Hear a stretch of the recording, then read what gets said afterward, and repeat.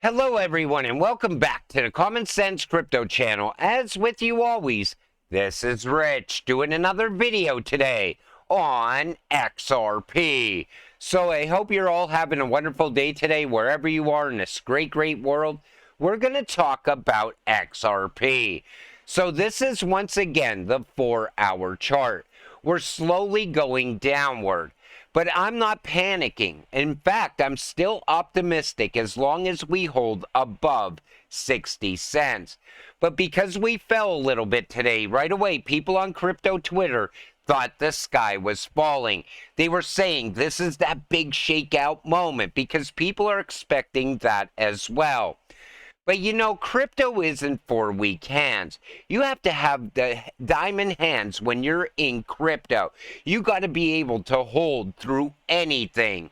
And you know, you need the patience of a saint as well. As you watch your cryptocurrency drop in price, you got to be able to hold through that. But the one mistake I keep seeing people say all over crypto Twitter is that they're going to sell their XRP and jump into XDC because it's pumping right now. That is not a smart move. XRP, when it moves very fast, and you want to be holding at that moment. It's better to take new money and put it into XDC while you continue holding your XRP. Because any moment now, we could get some crazy news about this cryptocurrency. And next thing you know, we'll be sitting above $1. So we now offer enhanced cross-border payout services with an even wider coverage through RippleNet, Ripple's global payment network, Tranglo, and eSUA money transfer to boost Nepal remittance. So this is what eSUA is. eSUA Money Transfer is the leading digital remittance company in Nepal that offers a blended model of world-class remittance services to Nepalese around the world. The service offerings comprise more than 13,800 dedicated remit agents, 100,000 plus cash pickup enabled wallet agent locations of eSUA Money Transfer, major banks, financial institutions, and their branches. And you know, even if it's not Ripple directly out there growing and expanding, it's partners of theirs also utilizing RippleNet, later utilizing XRP. It's non-stop growth around this cryptocurrency. Bitstamp epic XRP announcement leaves community upset. Honestly, I thought we were going to get much bigger news than this. So the major exchange's announcement revealed a boost in the annual percentage yield on lending XRP to 2%. This move is aimed at enticing XRP enthusiasts and those seeking to earn yield by utilizing their crypto. Notably, the boosted APY is set to be a permanent feature of the exchange. As noted in the press release, Bitstamp ensured that lending occurred only to reputable institutions, backed by rigorous risk and credit assessments through a partnership with Teaser Act. Despite these efforts, the announcement fell short of expectations in the XRP community. Anticipation had been running high, with hopes for a groundbreaking announcement on par with major financial institutions adopting XRP applications, given that Bitstamp stands as one of the main ODL corridors for Ripple.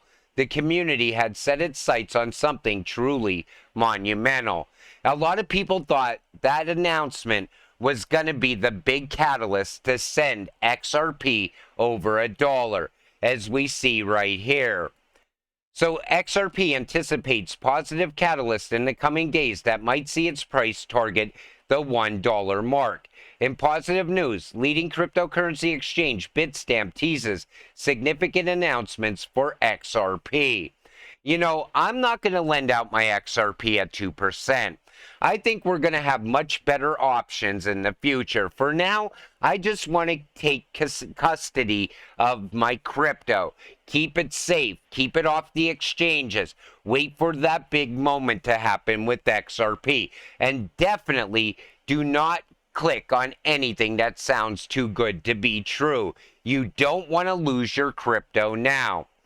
Chamber of Digital Commerce highlights impact of Ripple ruling for crypto. One thing I want to highlight on, though, is at the end of what this whole article was about. So the blockchain advocacy group acknowledged that several blockchain and digital asset regulatory bills have been introduced before the House and the Senate. It hopes that these bills will go through the relevant legislative process.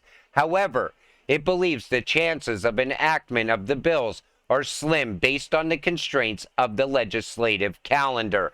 You know, right now, nothing is happening around crypto legislation. We need this government to step up to the plate and get some things passed, get some bills out there, get some laws put in place around crypto. But of course, our government continues to drag their feet. The Chamber will continue to advocate for legislation that creates a clear and comprehensive legal framework for these technologies. Just as in our SEC versus Ripple brief, we will continue to work towards a clear route for firms to launch digital asset products, prioritizing both investor protection and innovation. It concluded. You know, I like the blockchain advocacy group. They're looking to have innovation push ahead in this country. But yet at the same time, we have politicians. They come out, they make these big announcements, and then nothing. We need something to happen.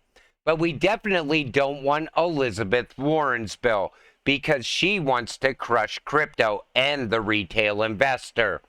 XRP Ledger EVM is the best chance for retail XRP adoption. Now, most of the time you hear about institutional adoption. This is looking for retail adoption. While 100% EVM compatible sidechain of XRP Ledger is in the spotlight for XRP Ledger developers, enthusiasts, and analysts, its potential effects for XRP crypto adoption might be overlooked. At the same time, the community foresees striking success for XRP adoption in case of this sidechain release. Release of the XRP Ledger sidechain seamlessly compatible with EVM, Ethereum Virtual Machine, will be the best chance for XRP's cryptocurrency's massive retail adoption. Escape co-founder Shen Moricum explained why this is crucial for the XRP community and Web3 as a whole. First, both XRP crypto and XRP Ledger-based NFTs will be bridged to the ecosystem of EVM services, including heavyweight DEXs like Uniswap, PancakeSwap, and marketplaces OpenSea and Blur. At the same time, the launch of such inoperable tokens will not require major changes to XRP Ledger's consensus design. Also, with access to Ethereum-based infrastructure, the ecosystem of XRP Ledger will be more friendly for newcomers in terms of instruments for operations with coins and NFTs. Users will not need to set up a wallet or accept NFTs manually any longer. So it looks like they're making it easier for people to come in and build on the XRP Ledger. And that's what you want to see happen. That way we see more projects come on board, adding value to XRP. Hundreds of millions of XRP locked back by Ripple after recent escrow release. So now we've seen all the XRP that Ripple just released back in escrow. This happens every single month. And you know, people still don't realize this is a monthly occurrence because every time it happens, yep, there goes Ripple dumping on the community once again. We are already prepared for this. The market, most of the time, is already pricing that event in. It already expects it to happen. We literally dropped by 1 cent with the release of 1 billion tokens. And you know, Ripple's buying it back because I think there's a major demand for XRP going on behind the scenes. Now, we know Ripple had said in the past that demand is up 800% this year alone. And I think that demand is going to continue into the future. Check National Bank June 2023 Global Economic Report cites Ripple and Stellar as part of the international adoption of DLT for interbanking payments. And you know that these two cryptos are going to be tied into this every step of the way. XRP and XLM are going to work together. Yet there's people that still don't understand that yet inside of crypto. They're always saying XRP's rival Stellar or XLM's rival Ripple. You know, these two cryptocurrencies are ready to transform the entire way money moves across this planet. And people don't realize how big that actually is yet. CNBC ranks Ripple a top 200 fintech as president touts re-entry into U.S. So, adding to Ripple's recent achievements, the company has been honored as one of the world's top 200 fintech companies in CNBC's inaugural list. The selection process, carried out by independent research firm Statista, evaluated over 1,500 firms across 9 different market segments, looking at key performance indicators including revenue, user numbers, and total funding raised. Ripple now joins the ranks of other major companies in the sector such as Ant Group, Tencent, PayPal, Stripe, Klarna, and Revolut. Monica Long shared her pride at this recognition on Twitter, so proud of the team Ripple on making CNBC's inaugural World's Top Fintech Companies list. We're one of only a handful of crypto companies honored, a feat we do not take lightly.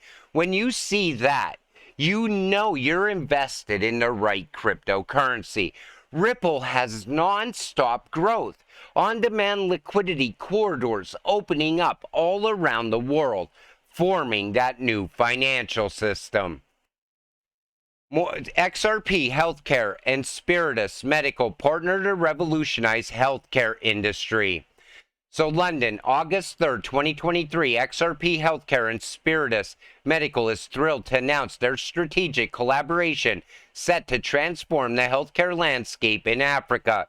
This groundbreaking partnership aims to bring cutting-edge medical technology to the region, starting with the integration of Spiritus Vitality ventilator into newly acquired medical facilities in East Africa, with Uganda as the initial focus. More expansion and growth. And healthcare is no joke. Every one of us will need that at some point in our lives. That industry is massive.